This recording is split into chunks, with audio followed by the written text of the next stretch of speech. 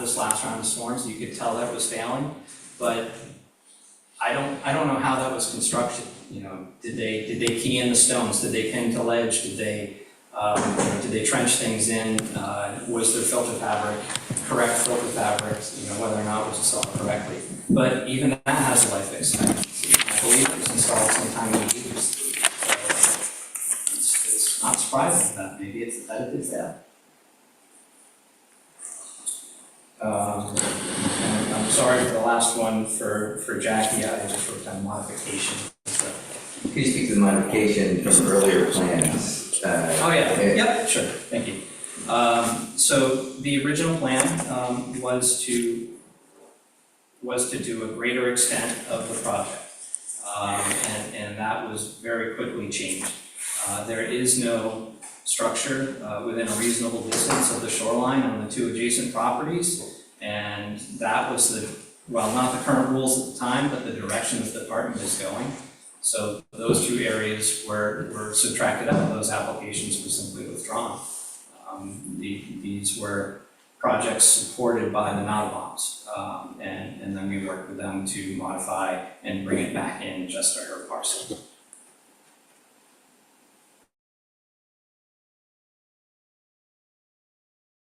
If you would. We've heard a lot tonight about wraparound, okay, and I believe during your response to some of these concerns about that, you said the department standards address wraparound within 5 feet of the end of the project. What department?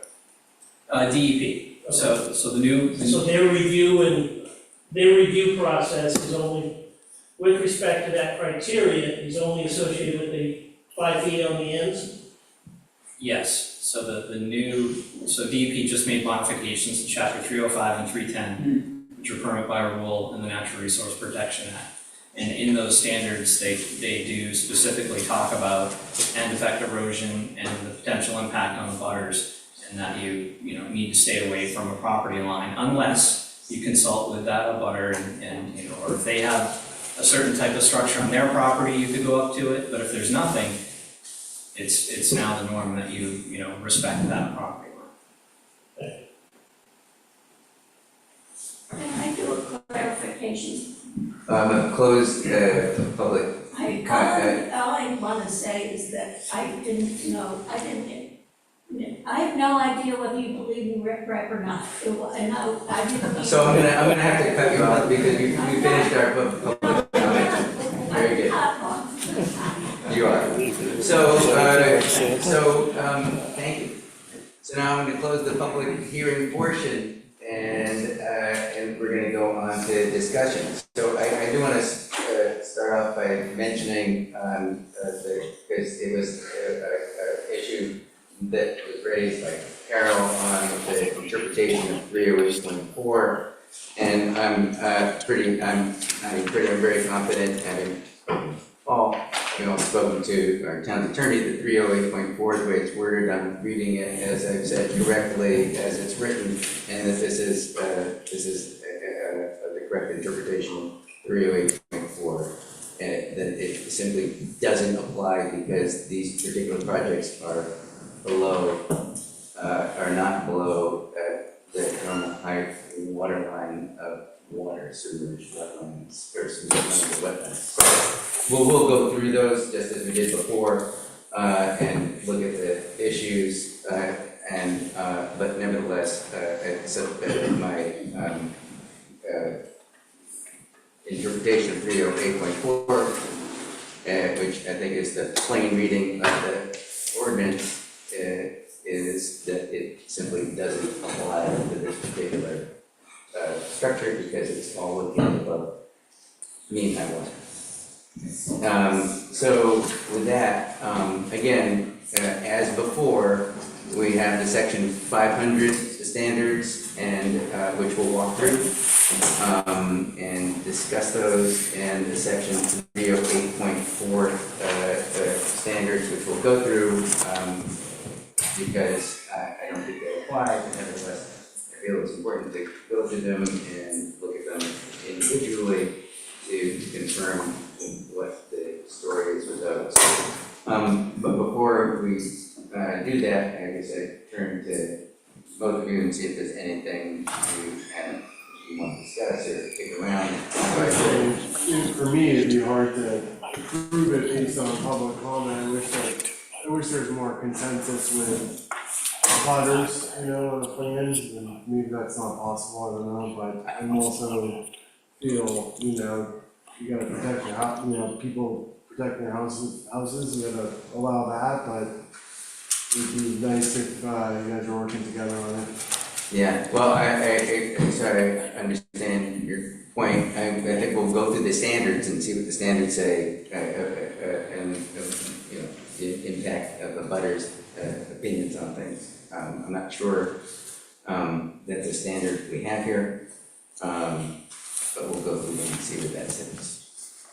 So, I'm just looking through to see if there's anything else we need to address before we go start walking down. I guess some of the issues that were raised will be better discussed in connection with the actual items. So let's start, I'm going to start with section 500, the 504C standards. And first, after submission of complete application to the planning board, and I guess I'll go through these issues. Finally, we do have a complete application that we didn't have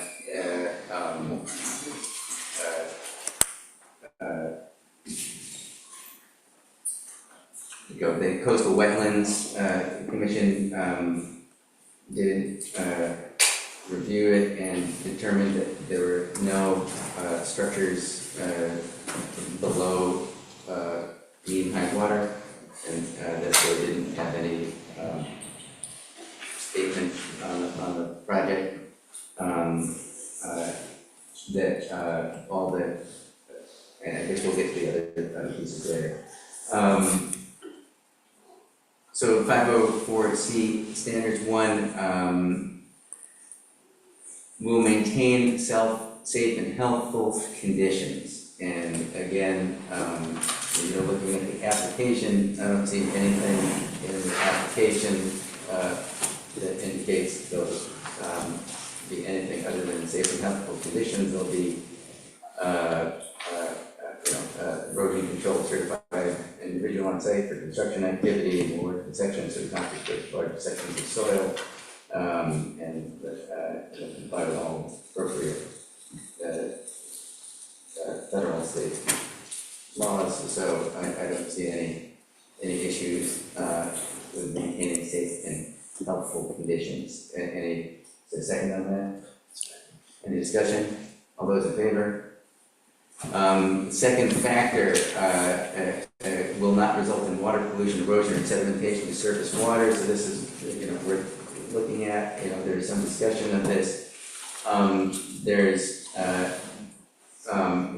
water pollution, erosion, or sedimentation. The DEP,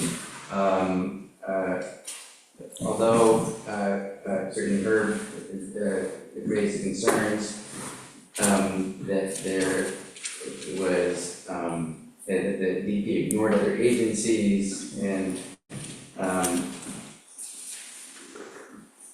Carol noted concerns with erosion and environmental degradation generally, and if I'm not mistaken that.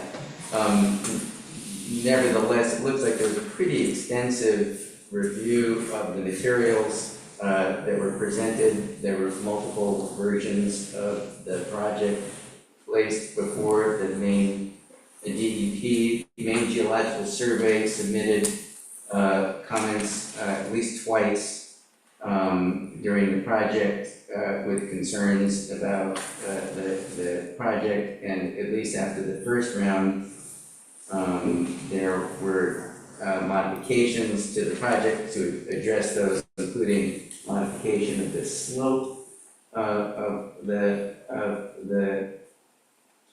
project, I believe, or I probably shouldn't be so specific because I'm gonna have to read it all, but they made modifications to the structure to address some concerns about both the riprap end effects on adjacent natural bluff and other issues.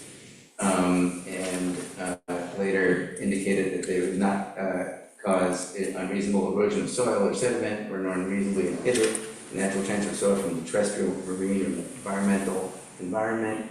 I think that's, after multiple hearings involving major geological survey and the Department of Marine Resources, which also reviewed it, in part because it was concerned that hardening shoreline reduced the sediment source. In addition, it looks like the Department of Inland Fisheries and Wildlife reviewed the project, and in connection with other issues there, and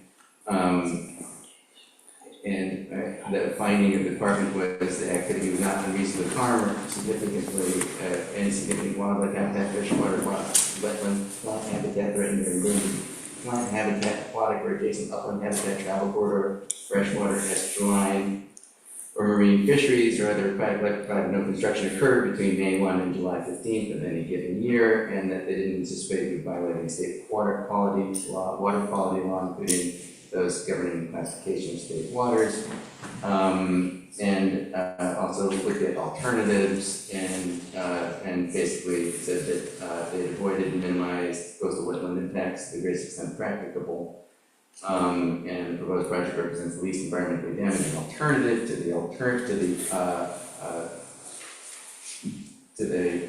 alternatives that were available to them, including those 5 alternatives that were raised, which included moving the house, and doing soft construction on the site as opposed to having some elements of hardening of the wall. So even though we have concerns that MGS continues to raise, Maine Geological Survey, Pete Slavinsky continues to raise, my belief is that based on the facts presented here, that there's been significant and substantial review of all these issues, that the DEP has provided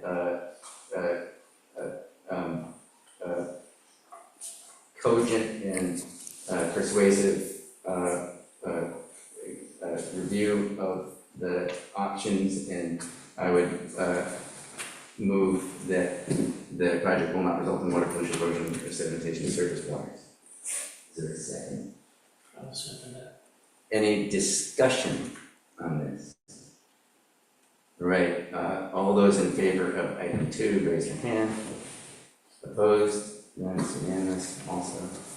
Item 3 will adequately provide for the disposal of all wastewater. Again, I don't think that's applicable because this is not involving any wastewater changes, or this project, it shouldn't be any wastewater changes, it doesn't involve any wastewater. According to the definition of wastewater. According to the definition of wastewater, as it's used in the ordinance. So on that point, I would move that it meets the, I guess 504C3. I will second. Any discussion? All right, all those in favor? 4 will not have an adverse impact on spawning grounds, fish, aquatic life, bird, or other wildlife habitat. Again, I turn to the discussions in the DEP approval that went through multiple meetings and lots of comment from NGS, DMR, MDIFW, and I don't know whether there are any changes made to address those issues, but I certainly do see that they indicated that they didn't think that there would be any, the proposed project would represent least environmentally damaging version, and where is it? It would not unreasonably harm significant wildlife habitat, freshwater, wetland, plant habitat, bird and native animal habitat, aquatic or adjacent upland habitat, travel corridor, freshwater estuarine, or marine fisheries or other aquatic life, provided no construction occurred between May 1 and July 15 on any given year. Is there a second? Or I would move that they meet this They need the standard, standard. 5 days, and so on. All right, any discussion? All those in favor? 5, will conserve shore cover and visual as well as actual points of access to inland coastal waters. Again, that was raised as a concern in one of the public comments. And Carol also noted that. When I look at the vegetation plan, however, it appears that there's some significant revegetation that's planned for that. I would also note that the vegetation on the banking is falling off and is being lost, and that a revegetation plan is it appears to be a sensible approach to dealing with the vegetation issue, and would do better job of conserving shore cover and visuals as well as actual points of access than leaving it to a road the way it's doing. I also note that they, the DEP and its findings indicated, although, it was questioned, that the Department of Environmental Resources stated that it should not cause any significant adverse impact to navigation or recreation based on the nature of the project or location, and that the DEP found that it would not unreasonably interfere with the existing aesthetic, scenic, recreation or navigation uses of coastal wetland, provided the application monitors and maintains the plantings as described above. I'd also note that that beach has a number of other things going on it, trucks on it, there's stairs on it, there's housing. It's not a pristine environment, but nevertheless, I think that the plan as presented would meet the requirement of 504C5. Is there a second? Second on that? Any discussion? Well, it says will conserve shore cover, I mean, I think for their property, I mean, the concerns with other people's properties, so. I guess it's not clear to me that meets that condition. What I see is the minimal amount of harm and the increased amount of live plantings compared to other projects presented. So certainly given the photographic evidence of the current site damage, without having a crystal ball, I tend to believe that the standard is met. Okay. Any further discussion? All right, all those in favor? Opposed? Unanimous? Next item is number 6, will protect archaeological and historic resources as designated in the plan, and I believe they're, The shell. right, the shell middens are addressed, although I understand from the comment from the applicant that there's a certain tension between letting a sand dune wander and protecting shell middens that are located in those areas, but I believe they're going to I'm trying to remember what it is.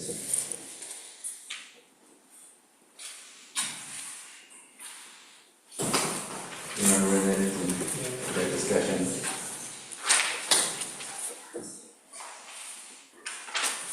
We don't keep it.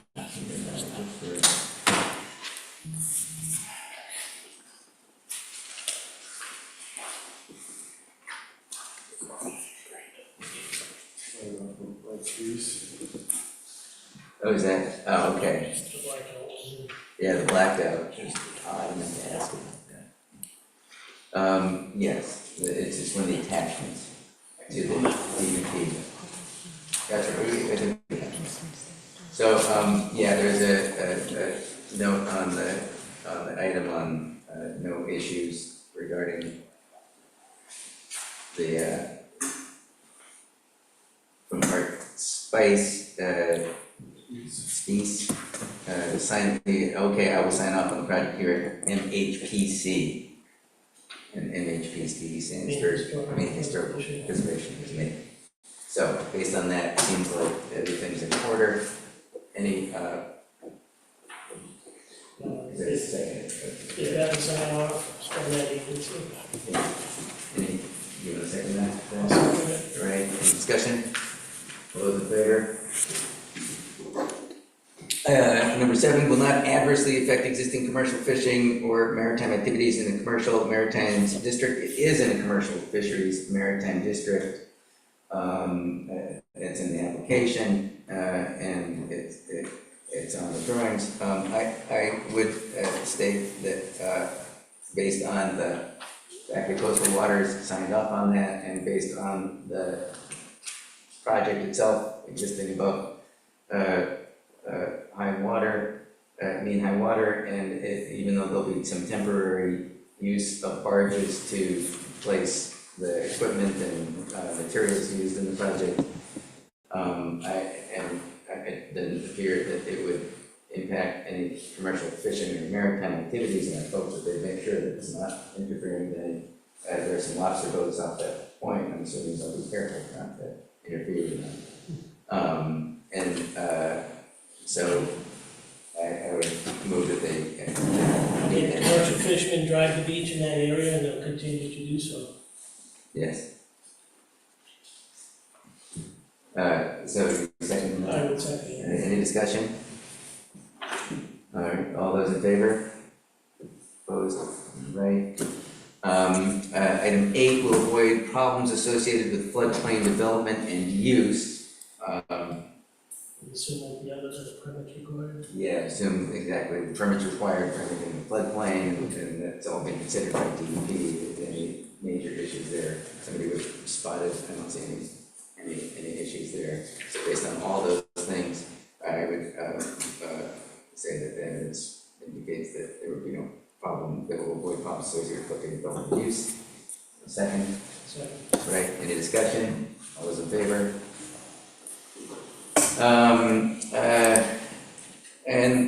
Last in section 500, 504C is in conformance with the provisions of section 204 zoning districts and section 300 different regulations. Again, section 204 zoning districts, it's complying with the section 204, table 1, and we're here for the planning board to do that. I don't see anything in section 204 that's not in conformance, and section 300, we'll talk about in a second, but I don't see any of the issues in section 300 that's not in conformance with. So I move that they're in compliance with that. Any discussion? Right, all those in favor? Right, okay, we'll move on to section 308. Point 4, which is the section that addresses a number of issues that has been also discussed previously. However, as noted before, and at the start of this discussion, when you read 308.4, it indicates that no more than, shall apply to all dock periods floats. Whereas provisions on structures and shoreline stabilization uses extending over and beyond the normal high water line of body waters and connected wetland. I think it's reasonable and interpretation of that to indicate that because this is structure exists entirely outside of the pad even, in this case, and certainly mean high water, as evidenced by the coastal waters decision, or missive, and also the drawings, that I don't think any of the section 308.45 can state that and blanket, and we'll walk through them anyway. So, let's see if there's any other things that pop up. So for item 308.4A, access to shore will be developed on soils appropriate for use and constructed in the shorthand, this is say 308.4 doesn't apply. Anything coming in by barge, and also it doesn't apply. So like to do that in one process. I think we just have to go through one by one. Same thing, that's It's saying that we have to do it that way, because that's. the pass on the structure of the dock, that's all. Yeah, we can group the others together. All those are Oh, I just want to ask if there's a possibility, if you have any questions, I'd like to try to make the 8 o'clock if possible. yeah, I don't think we have any questions. I think you answered some questions that will apply to this one in a moment. Okay, Great, thank you. all right, then I will try to scoot to the 8. Sorry.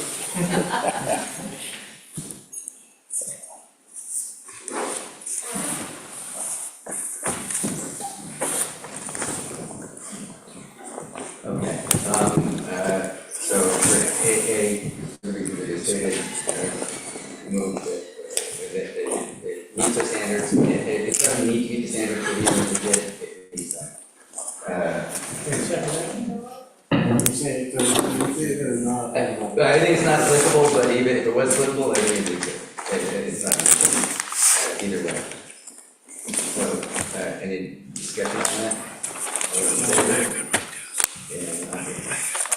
Again, B is not applicable, because of the reason stated before, so B is the location shall not interfere with existing Gulf or natural beach areas.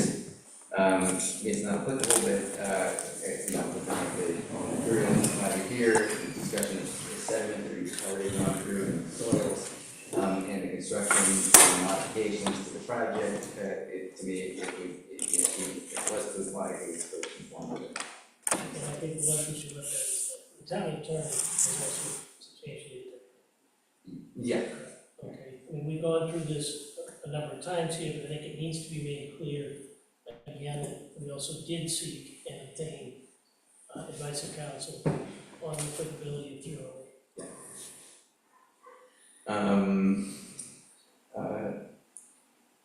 So, with everything I've said, you second it? I'll second it. All right, any discussion? All right, all those in favor? Opposed? Okay. D, the facility shall be no longer mentioned as necessary to carry on the activity consistent with surrounding character and uses of the area. Again, non-applicable, as we discussed before. In addition, as far as the first part, no longer mention the necessary to carry on the activity, I would say that the multiple revisions to the project is part of the DEP process indicates that it really was whittled down to what was improved, what was considered to be no larger than necessary. Regarding consistent with surrounding character and uses of the area, I would, aside, although it's not applicable, nevertheless, it's a residential area. We certainly have allowed for armoring of the shore in other locations on the island. And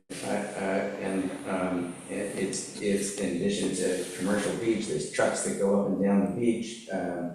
It's a commercial area for the lobstermen who go there. I don't think that stabilizing the bank as it's been indicated here is inconsistent with surrounding character and uses of the area. It's just basically a silent wall that sits there. That will be vegetated in a significant amount. Is there a second on that? I will second that. Any discussion? All those in favor? E, no new structure shall be built on our OP, so we're gonna group E, F, and G together. Again, these all have to do with existing structures built on piers, et cetera, or structures that require direct, it has to be an operational necessity. It can't be converted to a residential dwelling unit, and it can't be more than 20 feet tall. Those 3 items, again, all of them not applicable because it's not in the not below the normal high water line. Nevertheless, the structures don't have anything on them with the seawall, so I find that it complies with all those 2 if they were applicable. A second? I will second that. Any discussion? All those in favor? Aye. Next one's easy, there's no lighting. There's no lighting, second, any discussion, and it's, and It comes on. any discussion, all those in favor? I, structures shall not unduly interfere with passage along any channels on the trip to establish colonial beneficial navigation. Aside from that, this doesn't, apply, in addition, even if it were to apply, that would not interfere with anyone's ability to fish, go trying to grab some birds or navigate, it's all about, water. So for that reason, I think it meets that definition, it's not applicable. Any discussion? All those in favor? J, where water constructors propose that serve more than one property, and so on, it only serves one property, so it's inapplicable. It's not applicable, so, that just doesn't apply. Is there any discussion? All those in favor? K, before anything begins, must obtain all federal and state permits, and I guess we have to make a finding on this, but, I think that they have to comply with that, even though it says it's not applicable, it obviously always applies. So, I would that, that requirement, although it's not really a requirement. So Second it, and let it appears that they have. Okay, yeah, here's they have, I agree. Any discussion on that? All those in favor? L, vegetation, may be removed in excess of the standards of 312, provided the permit is first obtained from the planning board. Construction equipment must be accessed by park or feasible, and they talk about tree removal and revegetation, in compliance with 316, which you looked at. Again, I'd say that, oddly enough, it doesn't apply in this section because it's, because of the wording of 308.2, right, 3.4. In addition, I'd say that all of the materials provided by the applicant, so that they would be able to comply with this based on all the revegetation plans presented and all the drawings presented, and I move that they meet this provision, and it doesn't apply, but if it did apply, they need it. I'll second that. Okay, great, any discussion further, all those in favor? M, town should be a guideline shall notify all property owners within 1,500 feet, proposed item, and shall place public notices, and this is really, I would just find that in fact they did notify property owners within 1,500 feet. I had that discussion earlier with Paul, and in addition, we placed notices appropriately in papers and in public, including on the web. I move that this thing has been met as part of the process. And, Second that. right, any discussion? All those in favor? All right, before we get to the overall question of whether we approve that as a project, I just did note the question came up of whether we should have a separate entity take a look at the project as part of this. At this point, I would say that based on the extensive process that the multiple state agencies went through in connection with the application at the Department of Environmental Protection, that it would be duplicative of a process that occurred, and that it would not be in the town's interest to do that, and that it's, in this case, it wouldn't be a good idea, so I would add that. I was seconding it. Well, I mean, I don't think we have to No, second go ahead. it. I just want to discuss it because it was raised, and I think we should Can I ask one respond to question that. related to that? Yeah, Who the project partners are, they were identified on the previous one, who the contractors are, the actual resources? Yeah. Prop Green has been hired to do the work, and Flycatcher will develop the plans as well. So So it's similar to Lake Road.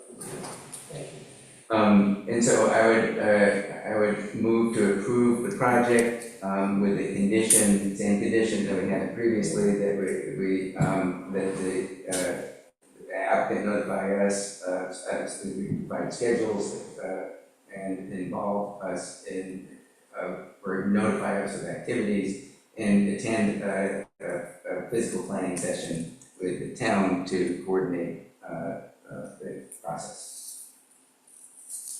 I would second that. Any discussion? All those in favor? Opposed? All right, thank you. So we'll move on to the next, that ends, that We one. had one closeout, we did a summation, okay, just for the record, we closed out as a board to say that we received and approved the shoreline state. Oh, okay, yeah, so, It's yeah. all redundant, but the same thing we did on the previous ones. So I would move that, because we have received another public hearing and review of the shoreline stabilization project proposed by Renee and Carlos Nottebohm, that we approve their shoreline zoning application With the, with the following with conditions, the conditions, previously noted. I second. Any discussion? All those in favor? Opposed? We'll create written findings of these, that we will adopt at a subsequent, meeting. The next item, thank you. The next item on the agenda is the application from the library and the Island Hall for site plan review regarding an addition to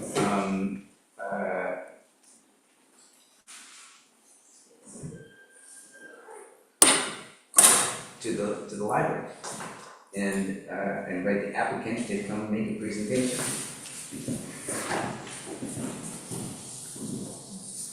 I'm Will Hopkins, 419 South Road, but here's a representative of the library board, fee. And what we're proposing is a 32 by 22 foot addition to the south side of the existing library, which will be serving as a remote working space that the State of Maine Library has been advocating for and awarded our library a $100,000 grant to pursue. The location of it will be approximately 55 feet back from the setback. So we'll be outside of the setbacks, all, on the side and front, rear, about 37 feet from the face of the existing library face. Within the building, there'll be 4 small, we'll call them office space, working spaces, as well as a small community area, table.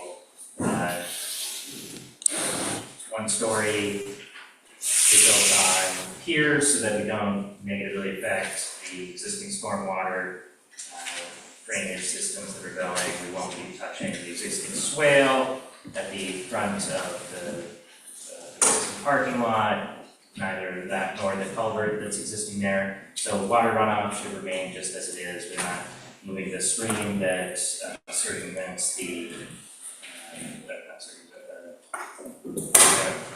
late in the evening, that runs around the perimeter of the existing parking lot. We will be affecting some of the spaces that exist. There are presently 9 theoretical spaces. These are not striped in there. It's somewhat of an amorphous parking lot. Those 3 will be relocated to the other side, the southern side of the parking area, so that we won't lose any spaces to this addition. And there will be no deck. There had been a previous preliminary discussion with you guys. We had shown a deck and it had been forward into the setbacks. That is no longer the case. There will there'll be no deck, there'll be no actual exit or, we'll say ingress or egress from the exterior of the addition at this time. All ingress and egress will be from inside the library itself.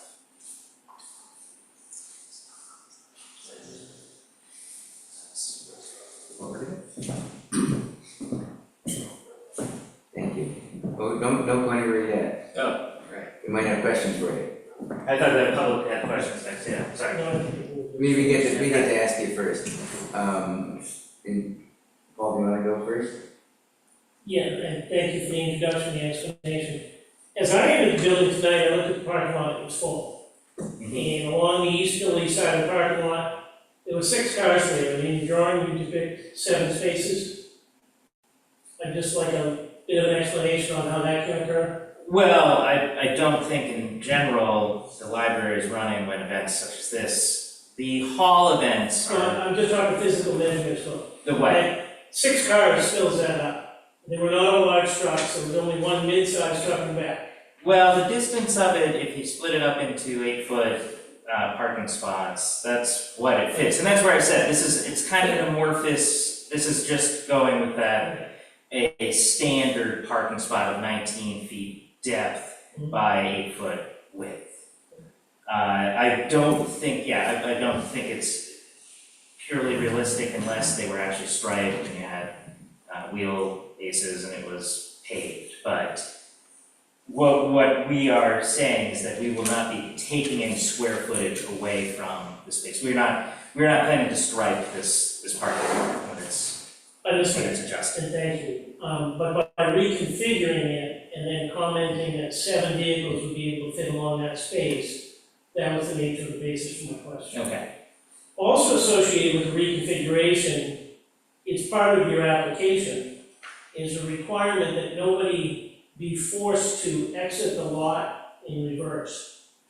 And when looking at your drawings, pushing the parking out this way, in that direction, Mm-hmm. how would one leave the last 2 spaces and not back out of the lot? You can't back out on the south road. Sorry, I'm trying to remember how. It's in, the standards were contained within your application. I'm asking how you're gonna meet the standards of the current configuration. Yeah, we will have to look at that, I guess. Right now, there is not a reverse, what do you call this, but when you know, the aisle is wide enough that you can turn, but there isn't like a, we'll call it cul-de-sac or something. There isn't, but it's a uniform location, and I think the way you depicted it by jutting out, Mm-hmm. it's those last 2 spaces that are accessible in a head-in configuration only. Yeah, I would ask just for you to think that through or try to review that. but that would be the case now as well. If you pull in right now, because we are adding the same depth that's being removed from this to the other side. So presently, you wouldn't be able to pull out of those either. So we still would not be eliminating these spaces as long as we give the equal amount of parking on the other side.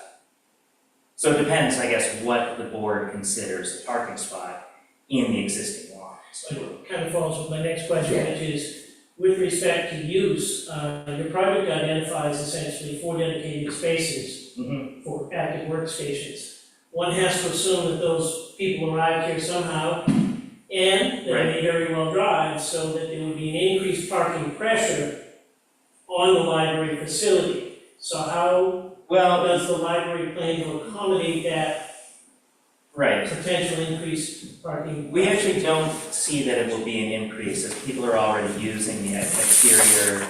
It would be busiest in the summer, of course. In the summer, people are already using the exterior tables and chairs as well as far too much of the internal space of the existing library for remote working. And it's becoming an issue with people that are actually, children trying to have reading hour or anything, because people are taking calls, people are trying to do things that really negatively affect the the library's use as a library. So this is providing an accessory use to that without, we don't think that this would actually have that much of a difference, if any difference, a negligible difference on the amount of people driving and parking that are not already doing that.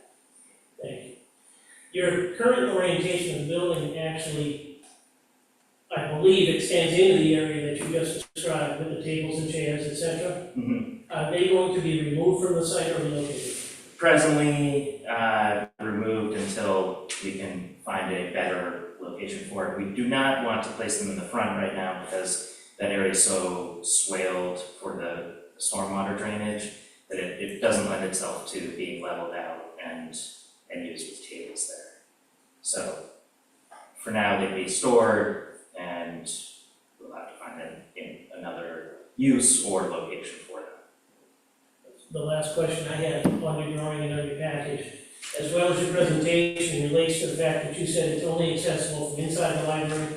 There are no other exits. Mhm. Can you explain why though there's an exterior door with a gated configuration? It's a Juliet-style balcony that eventually we want the ability to build a deck if the setbacks for the island change in the future.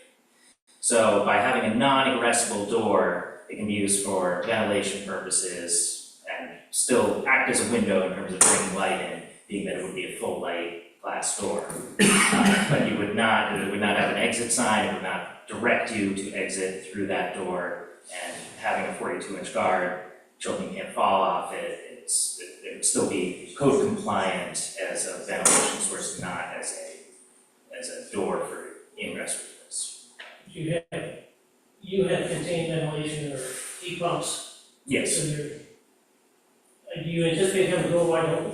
I don't think heat pumps would be used, I don't think that heat pumps are used in a lot of the shoulder seasons, I mean, so it would depend, I mean, that is just like they'll have operable windows, double hung windows, people will open those a lot when the heat pumps are not functioning. There's a large portion of the year where,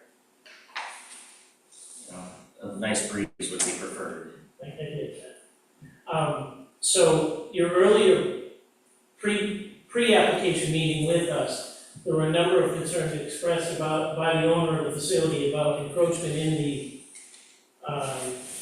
front setback. Mm-hmm. But you're describing a construction detail that anticipates a change in that standard? Well, we anticipate that someday this might be addressed. In the meantime, it won't affect the use of the space. So if it never happens, you just get some nice light through a glass door. Thank you.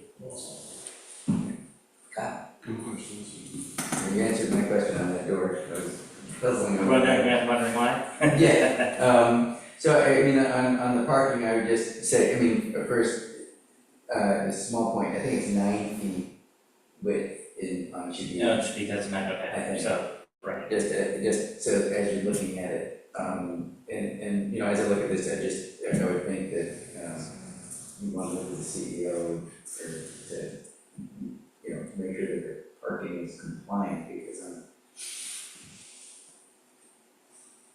Well, because of the issue that Paul raised, which is in the ordinance, which is, you know, since this is an existing lot, since we're changing things, you know, if you can, you wanna make things a little bit better, and so you don't want people backing out of Right. of the lot and in the congested area that it is.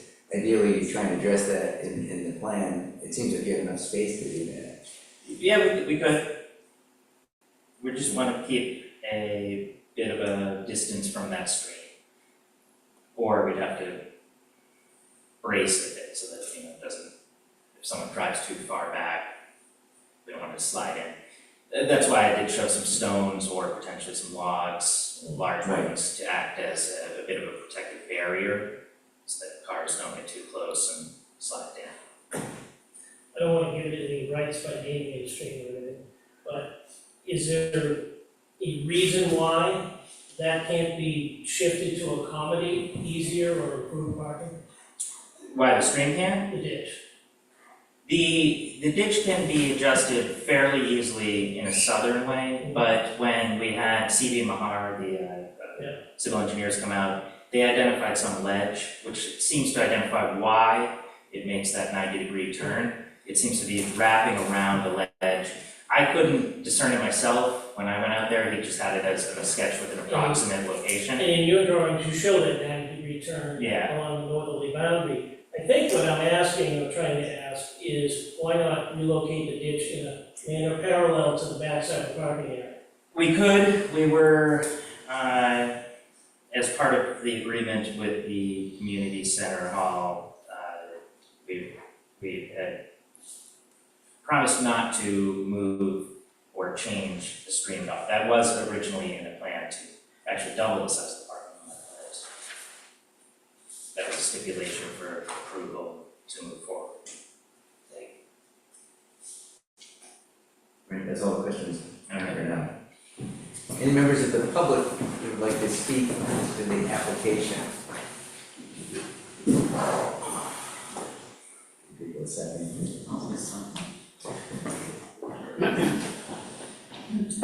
Michael Grew, 281 South Road, just regarding the concern about how will parking be able to make up for the increased use. I can speak to myself, I've used the internet connection regularly enough and sat in my car to use it as an office per se. And for the period of time that I was doing that, I was using a parking space to do that and was there until I left. So I know to at least a certain extent, for me, it would be the same use, whether I was inside the building, I would assume more comfortable, or out of the parking lot, my car would be taking up the spot in the same way regardless. Thank you.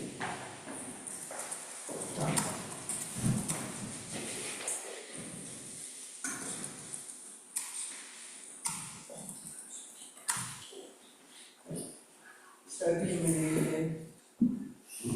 Donna Daniel, 13 Fenton Road. And the only reason I'm speaking is I'm the second closest neighbor to the library. And so our family is very supportive of this project. Julie isn't here today, but she's probably.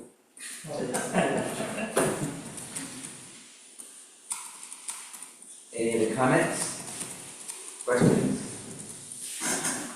Great. Cal Haney, 281 South Road. Just in terms of the parking spots and that consideration, I also just want to bring up that there's a lot of people who live close enough to walk or to drive their bikes or to have their mopeds, so I also am not particularly concerned about additional. Thank you.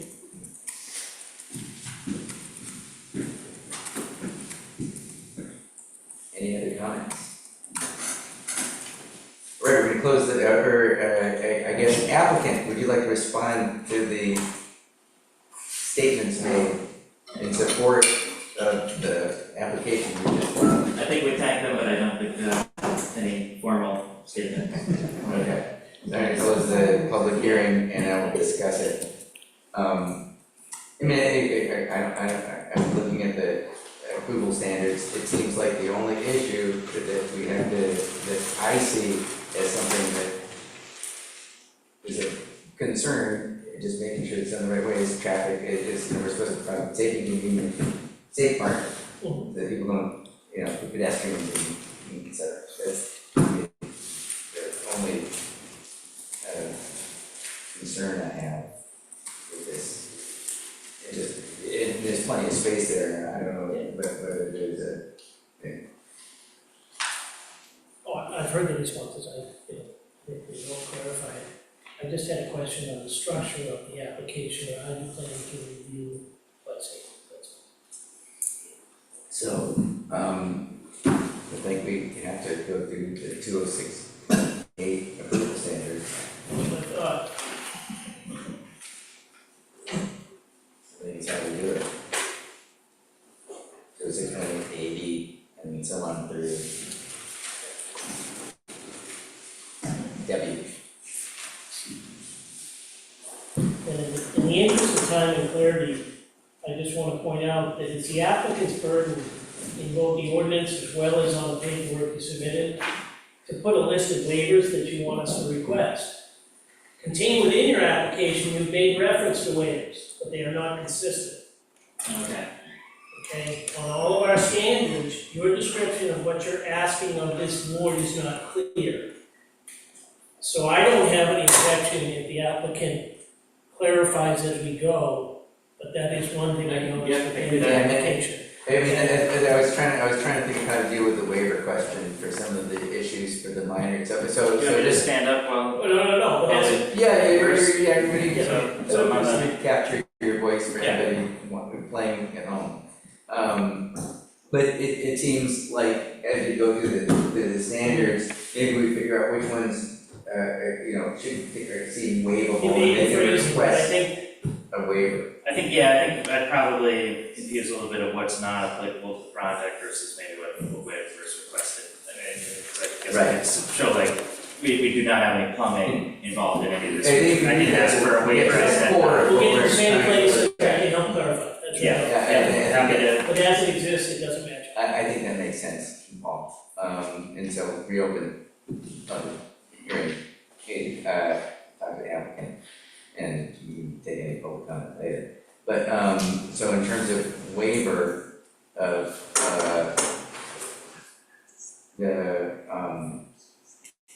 so first off, I mean, I would say that this is a minor, Yep. plan review, not a major plan review, and this will only be looking at the minor plan review provisions. So, the ones that are listed, the one from. Yeah, you go ahead. Right. In your written text, you requested a waiver for the provisions for handling solid waste. I just wondered why, this thing doesn't affect handling trash or any solid waste, all right? Yet in your application, you don't want that waiver, which is it? Well, we don't anticipate a change, so I guess it would be that, we're not producing. I would see it as not applicable as you Yeah, not put on applicable, here. so we don't need a And waiver. it's a request for a waiver in your written application, it's Yeah, not. Okay, Why? yeah, I guess it was, I think when I was saying, no, that waiver is requested, that we didn't want to have to produce a study. Or in some of those, like. Yeah, like an this- engineer these are certified ones that- letter or anything to show, how much waste was anticipated. So, okay, so no waiver, yeah, we're not. The same thing holds true with exterior lighting. On the application, you don't request a waiver, in fact, you check it off, but in your written description, under item number 9, you do request a waiver. Yeah, I would suggest that it's, we don't need a waiver, we're just, Thank you. yeah. alright? 10 for the utilities, the only question I have on that is that there is a requirement that the fire chief sign off on the design and the site must comply with our fire protection ordinance, we don't do that. Alright, the fire chief shall issue a certificate of compliance, so you requested a waiver from that. Was that your intent? Well, we're not, I guess, we're not putting in a fire suppression system, so. Correct, well, when you read our ordinance under site plan review, that's what that actually is. Okay, So, I don't see it as burdensome, and I think it's pretty straightforward, but you had asked for a waiver for item number 10 on the fire protection, when our ordinance really just says that you have to get So a it's- certificate from. yeah, okay, no waiver requested, we'll discuss that with him. The next two that you asked for a waiver on both parts of it, I believe are easily understood. Traffic study as well as stormwater study. That we are not anticipating a change, so we're not So you hiring would, a you would in consultant. fact request a waiver Yeah. from that. and it's- Yeah, not looking to produce a report. Got it? That helps a lot. Okay, yeah, sorry for the confusion in that. It really is just the last two. It's just Right. traffic study It's and traffic study. stormwater.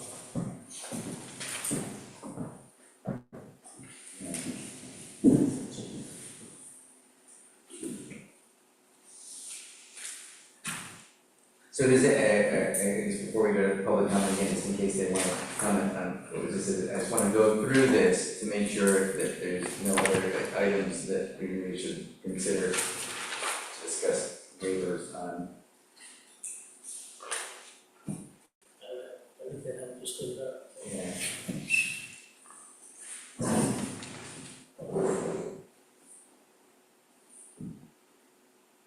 Sorry, just looking.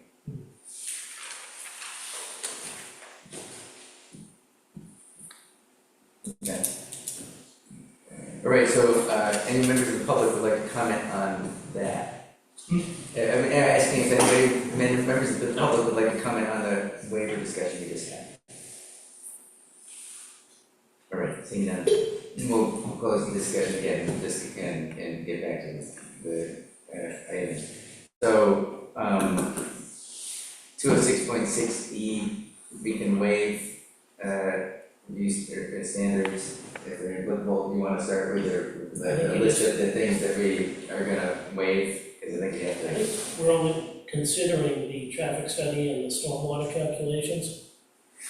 And that the rest of them, as we roll through, are very self-evident. Yeah, but I guess the question is, are we waiving the conditions or are we, I think we make a Consider. determination of it, we make a consideration. okay, you wanna just do them as we go? Okay. All right, that's how we'll proceed.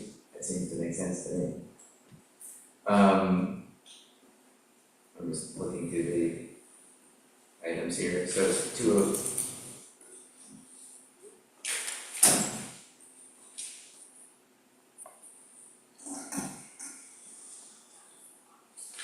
Okay, so 206.8. Approval standards. 206.8A, I believe is the first one.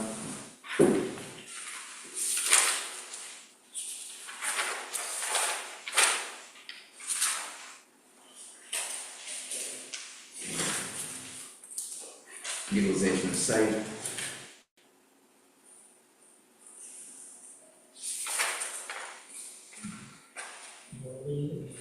Yeah, I'm just trying to get to the right spot here. Yeah. There you go, okay. Alright, 206.8A, utilization of the site plan flexibility to support the use, it would, including all the other aspects of environmental sensitive areas. I would move that the applicant has shown that the utilization of the site based on the application, the building and the existing buildings there and the uses thereof, meets the standards for utilization of the site. Any discussion? All those in favor? B, traffic access and parking. So, regarding traffic access and parking, it must be safe and convenient. Any driveway or proposed street must be designed so as to provide minimum safe distances. And I guess we can go through each one of these points. The access egress must be located to avoid hazardous conflicts with existing turning movements. Grade has to be no more than 2%, minimum 2 car lengths flat. The intersection of any ingress, egress, drive, or proposed street must function at various levels. If it's more than 1,000 trips a day, or a lot has frontage on 2 or more streets, not applicable. Again, these 2 things are not applicable. Let's skip those 6. Where it's necessary to safeguard these hazardous traffic and pedestrians, to avoid congestion, applicants are responsible for providing turning lanes, direction signal, islands, that's not applicable. Access ways must be designed to have sufficient capacity to avoid queuing, again, that's not applicable. Set at 8, the following criteria must be used to limit the number of driveways serving, that's not applicable. Which, Can you do my main category? yeah, that's what I'm gonna do. 4 pages. Right, that's what I'm just kind of looking at this. Well, this is B, I think we have to do traffic access, Yeah, but internal vehicle circulation. yeah, I think all those, I think I would say that based on the information provided, I move that the applicant show that it meets the traffic access and parking, parking requirements, on the condition that it review the potential to add appropriate means of exiting the final parking space without backing out of the lot. As, as approved by the code enforcement officer. I second. All right, any discussion on that? All those in favor?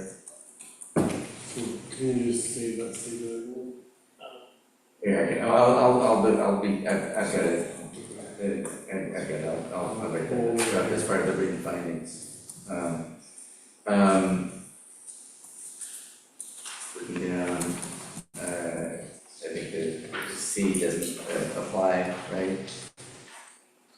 Oh, yeah, because C, it doesn't apply, it's located more than 50 feet from that, so, I guess we should say it doesn't apply, it's not located within that space. You have to go on that? No, I think we just took action on the parking Yeah. standards. Yeah. Okay. Yeah, that makes sense.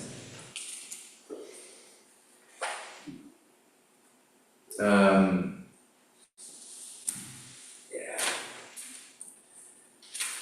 Stormwater, G.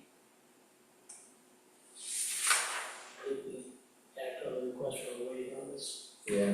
So I would waive, move that we waive item G. I second Any discussion? All in favor?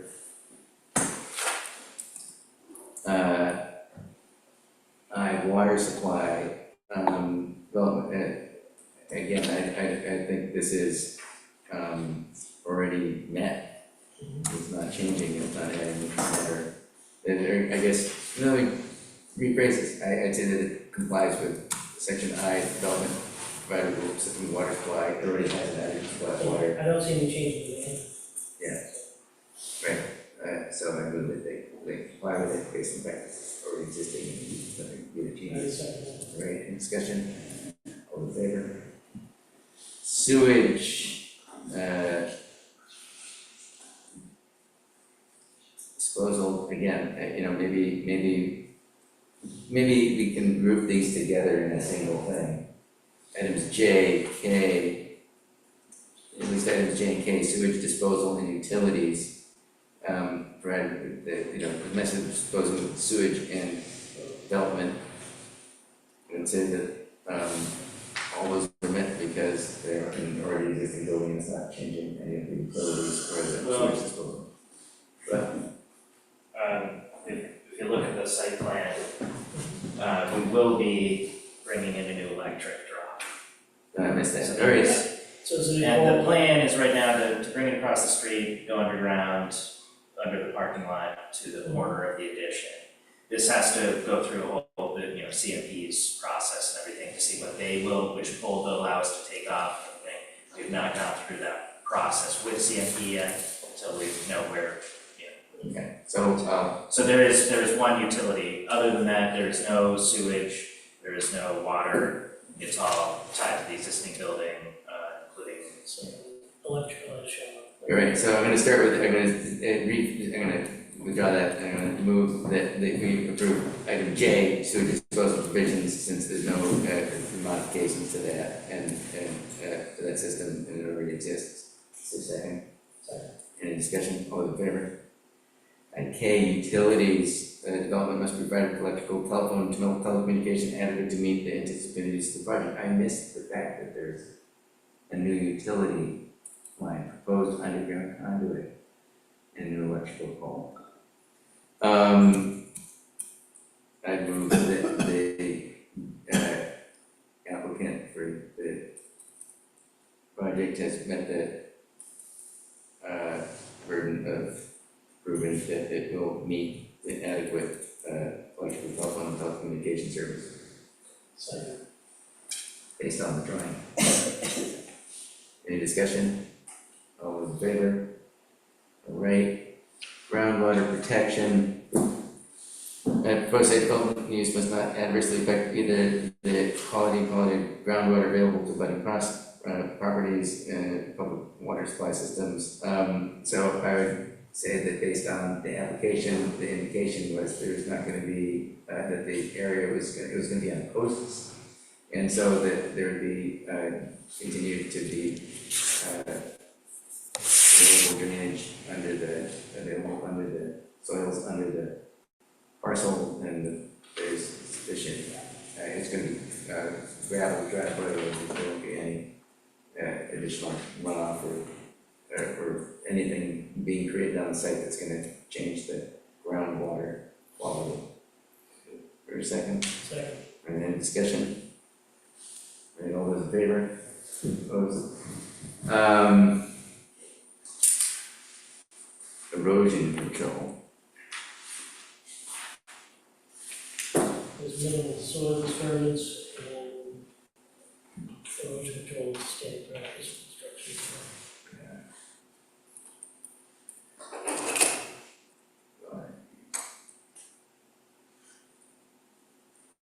I'm sorry, I really like that already. I guess water quality protection, maybe we, just, for the same reasons before, at an M, or 6.8 M, water quality protection, I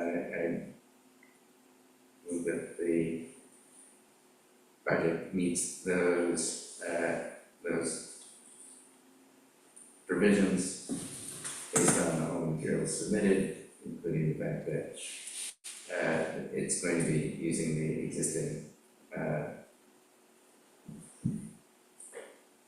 sewage system, and there's nothing, we don't know fuel chemicals other than just a waste of biodegradable raw materials are gonna be part of the office. Alright, any discussion? All those in favor? Capacity applicant, the applicant must demonstrate the AG has the financial capacity, technical capacity for the project in accordance with the ordinance. They provided materials in the application indicating that they had a significant amount of cash already in hand to do the project. And in addition, there seems to be an architect involved as part of the management of the project, so I would say they need that. They need that, I second it. Discussion, all in favor?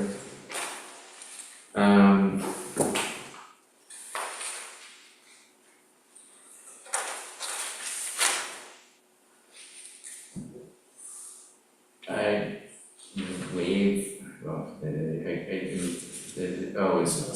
it's not applicable. I mean, I guess, I didn't need to do this one. I move that they meet it, to a 6.80, because there's been, nothing identifies containing historic or archaeological resources. Second that, any discussion, all those in favor? Those amendments. P, floodplain management, it's not in the floodplain, right? That is nothing there indicating it's in floodplain, so I move that they meet that floodplain management since it's not located as a floodplain. Alright, any discussion, all those in favor? Exterior lighting, Roosevelt must have adequate exterior lighting to provide for its safe use during nighttime hours if such use is contemplated. All exterior lighting must be designed and shielded to avoid undue glare, adverse impact on neighboring properties and rights of way, and the unnecessary lighting of the night sky. Is that a motion? I just We said, didn't really talk about too much. we did not talk about lighting. They're gonna be exterior lights. I know within their application, they said there will be, but they haven't fleshed it out yet. So I think the intent is that it's consistent with the existing building, is that a fair way to say it? Yeah, there are actually some non-functioning lights that we wanna get working, to kind of see how many lumens are cast from those, and we think we're at the next. But they don't have, there's no details in There's there. no details here on the lighting. Yeah.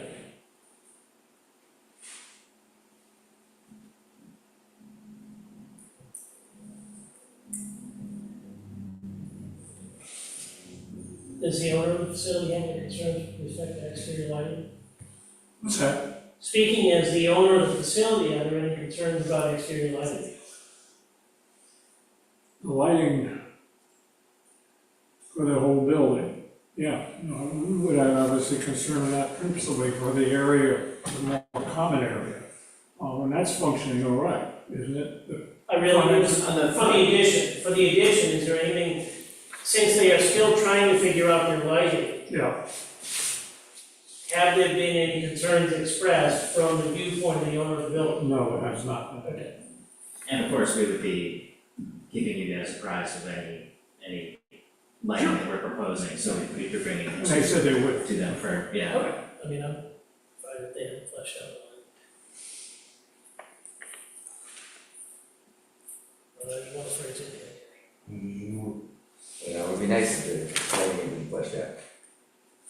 Consistent with the remain, with the, Yeah, you know, I mean, as a, you know, if they approval with a condition that they, provide exterior, lighting plan for exterior lighting, it meets the requirements of 06.8Q as determined by the CEO. They need to do that. it's, I don't see it for this.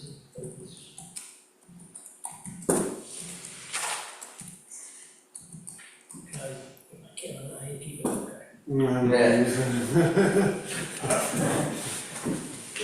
So is that a motion? That they meet the Motion. standard in Q? That they need to, it's conditional upon the,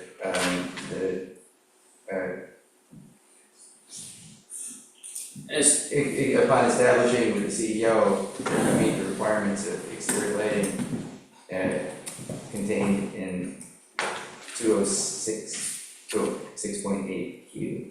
As part of our permit submission, we will have, we have a working electrical plan right now that will be part of that. It's being adjusted because we eliminated the deck and so that's changing some of the potential lighting. But that will be part of the permit submission that goes to the CEO. There will be a lighting and electrical plan for him to review. Right, the motion that has been seconded, or not yet. No, I didn't, I'll. Oh, yeah, I mean, the motion is that that has to meet the provisions of 206.8. Yeah, because I think their intent is to do that, so I'll second that. Okay, any discussion further? All those in favor?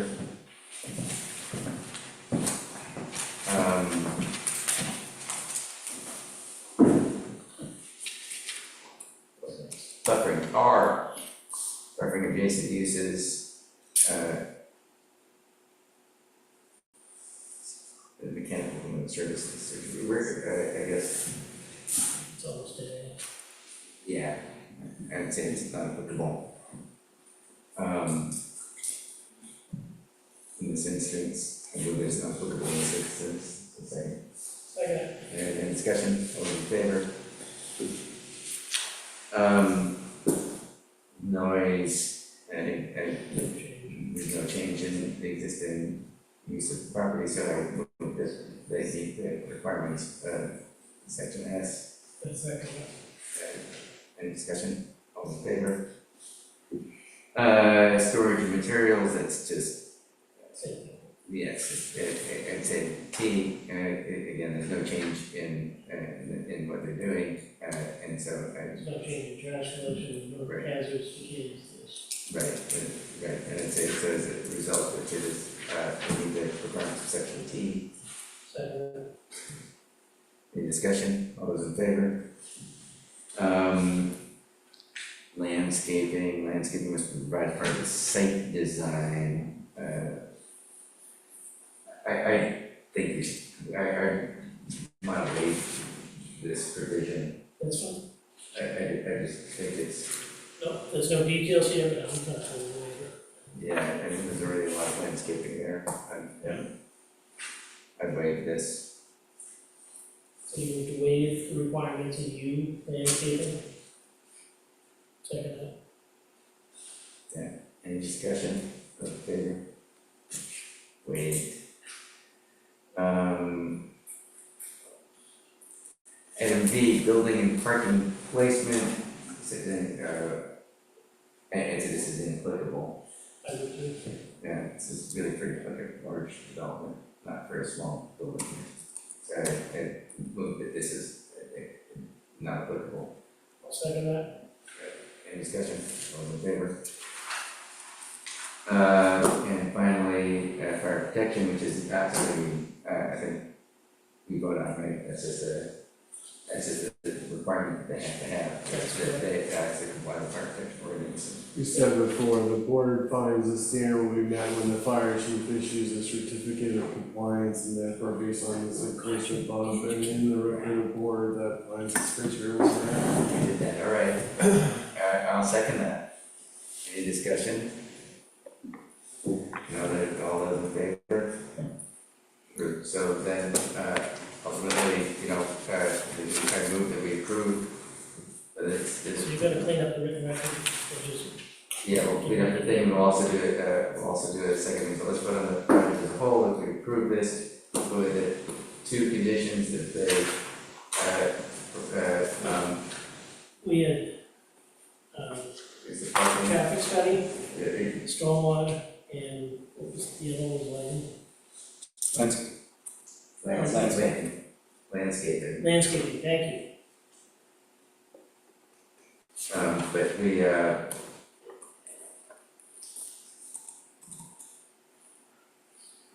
I think we have two conditions, one is that they work with the CEO to ensure that parking is safe and adequate, and meets the requirements of the code, and second, that, that the, what was it? So you're correct, those are the conditions. Yeah, and the other one was, the lighting, the plan meets the requirements of section 206.8. And would that be for Paul Demers to? And Paul Demers, the CEO, would have the authority to sign off on it. Right, okay. So, Any, no, so the intent is to approve with those two conditions. yes? Great. You say that? I will second. Any discussion?